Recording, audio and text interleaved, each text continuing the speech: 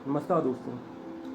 पिछले लगभग 20 दिनों से पेट्रोल और डीजल दोनों के दाम लगातार बढ़ रहे हैं और इसके साथ साथ ये भी हो रहा है कि पेट्रोल से ज़्यादा डीजल ऊपर जा चुका है। यह अप्रत्याशित रूप से बहुत कम देखा गया है, लेकिन ऐसा हो रहा है। तो आज की वीडियो में हम ये जानने की कोशिश करेंगे कि क्या रीज़न है जिसकी वजह से इसके दाम इतने बढ़ रहे हैं और इसके क्या उपाय हो सकते हैं। पेट्रोल डीजल महंगा होना कोई नई बात नहीं है, लेकिन इस बार जो पेट्रोल डीजल के दामों में जो उछाल आया है वो वाकई बहुत ज़्यादा अप्रत्याशित रहा है। पहला रीज़न ये हो सकता है, मेनली इसके 3 रीज़न होंगे। पहला रीज़न मैं आपको बताना चाहूँगा कि ग्लोबल क्रूड ऑयल की डिमांड बढ़ने की वजह से इसका रेट बढ़ सकता है। हमारे देश में 16% जो क्रूड ऑयल होता है वो यहाँ पे उत्पादित किया जाता है, जबकि 84% इम्पोर्ट किया जाता है दूसरे अरब कंट्रीज से। दूसरा रीज़न ये और दोस्तों इसका दूसरा रीज़न ये हो सकता है कि रुपये टू डॉलर जो एक्सचेंज रेट है उसमें बढ़ोतरी होना। मेरा मतलब है कि मार्च से पहले, कोविड-19 आने के पहले, जहाँ रुपये to dollar exchange rate 70 to 71 rupees था, वहीं आज के डेट में ये 75 टू 76 रुपीज़ हो चुका है। तो ये दूसरा रीज़न भी हो सकता है। और तीसरा रीज़न जो सबसे ज़्यादा महत्वपूर्ण है उसका ये कि जो हमारी सरकार है, जो हमारी सेंट्रल और स्टेट गवर्नमेंट है, जो टैक्सेस लगाते हैं, जैसे सेंट्रल गवर्नमेंट है वो एक्साइज ड्यूटी लगाती है और जो स्टेट गवर्नमेंट है वो वेट टैक्स लगाता है, वैल्यू एडिड टैक्स लगाता है। और मैं आपको बता दूं कि ये टोटल जो रेट होता है जो पेट्रोल डीजल का, उसका 75% होता है, मतलब 2/3। पेट्रोल और डीजल के बढ़ते हुए रेटों के बारे में और अच्छी तरह जानने के लिए हम थोड़ा सा पीछे जाते हैं। जून 2010 में जो पेट्रोलियम कंपनी है उनको सारा टेंडर दे दिया गया था। मतलब पहले जो रेट सरकार तय करती थी, अब वो पेट्रोल के रेट जो प्राइवेट कंपनी होती है, पेट्रोलियम कंपनी होती है, वो तय करती है। इसी तरह अक्टूबर 2014 में भी यही हुआ। डीजल के रेट सरकार से प्राइवेट कंपनी के हाथों में चले गए थे, जिसके बाद वे ही उसका रेट तय करते थे। तो पहले पेट्रोल और डीजल के रेट महीने में 2 बार बढ़ाए जाते थे, पहला 1 तारीख को, दूसरा 16 तारीख को। और इसके अलावा बीच में सारे रेट स्टेबल हुआ करते थे।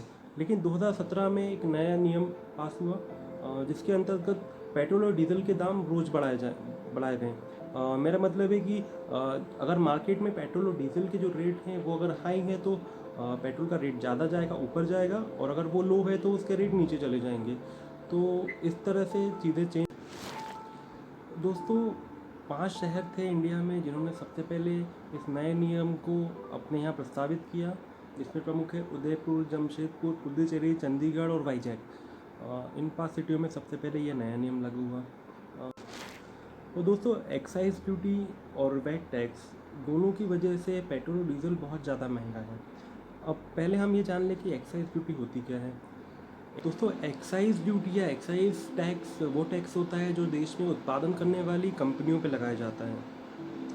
यानी कि अगर कोई कंपनी देश में अपना प्रोडक्ट उत्पादित करती है तो वो अपने बिल में उस एक्साइज ड्यूटी को दिखाने के बाद में उसे आगे बढ़ाती है, आगे लोगों तक पहुंचाती है। इसी तरह वैट टैक्स मतलब वैल्यू एडिड टैक्स जो होता है, ये भी एक अप्रत्यक्ष टाइप का कर होता है, अप्रत्यक्ष टाइप का टैक्स होता है जो देश में काम करने वाली कंपनियों को देना होता है।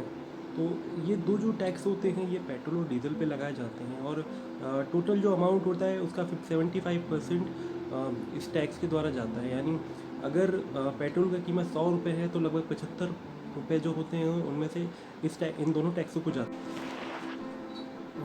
अब इस ग्राफ में आप जैसा कि देख सकते हैं कि जो पेट्रोल डीजल की जो रेट है वो किस वजह से बढ़े और किस रूप में बढ़े हुए हैं। लगभग 60 से 70 पैसा हर रोज़ बढ़ा है, और जो हम अभी देख सकते हैं। अब जैसा कि हमारा जो पड़ोसी देश श्रीलंका जो हमसे पेट्रोल और डीजल लेता है, वहाँ पे पेट्रोल का प्राइस है 51 रुपीज़ पर लीटर, और हमारे यहाँ फ़िलहाल 88 रुपीज़ चल रहा है। तो आप सोच सकते हैं कि इस वक्त कितनी ज़्यादा प्रॉब्लम है पेट्रोल डीजल के। दोस्तों, 25 मार्च को हमारे देश में लॉकडाउन हुआ, लेकिन पेट्रोल और डीजल की जो समीक्षा थी वो 15 मार्च से पहले से रोक दी गई थी। इसके अलावा पेट्रोल और डीजल कंपनियों ने, जितनी भी कंपनी थे, उन्होंने 84 डेज तक अपने रेट को स्टेबल रखा। मतलब ना उन्होंने रेट कम किया ना रेट को बढ़ाया। तो दोस्तों, पेट्रोल और डीजल बढ़ने का सबसे प्रमुख कारण हमें यही दिखाई देता है कि जो एक्साइज ड्यूटी है, जो कर है जो लगाया गया है सेंट्रल और स्टेट गवर्नमेंट के द्वारा, अगर उन्हें कंट्रोल कर लिया जाए तो इसके रेट अपने आप कम हो जाएंगे। लेकिन फ़िलहाल की स्थिति, क्योंकि कोविड-19 की वजह से सरकार का जो रेवेन्यू है वो बहुत कम हो चुका है, सरकारी खजाना बिल्कुल खाली हो चुका है। तो इसको देखते हुए ये बहुत मुश्किल लग रहा है कि इस वक्त इसके रेट है जो कंट्रोल में आए। तो हम सब यही आशा कर सकते हैं कि सरकार इस तरफ थोड़ा ध्यान दे, ताकि जो आम लोग हैं, जो आम नागरिक हैं, उन्हें जो परेशानियाँ झेलनी पड़ रही है वो ना हो।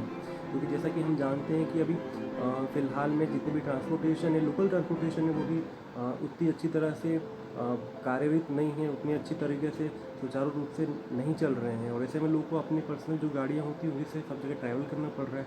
और अगर इसी तरह पेट्रोल डीजल के रेट बढ़ते गए तो लोग इसके उनके पास में कोई और ऑप्शन नहीं होगा, वो कैसे अपना रोज़ अपने ऑफिस जाएंगे, रोज़ अपने काम करेंगे। तो हम यही आशा करते हैं कि सरकार इस बारे में थोड़ा सोचे और कोशिश करें कि थोड़ा कम करने का रेट जो एक नॉर्मल लेवल पे लाने की कोशिश।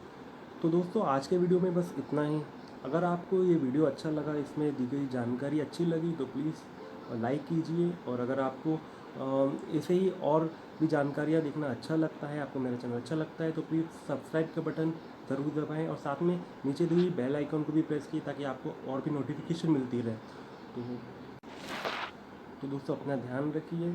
अभी कोरोना ख़त्म नहीं हुआ है, तो सारे जहाँ भी जाए सावधानी से जाए, अपने सारे काम सावधानी से करें। नमस्कार।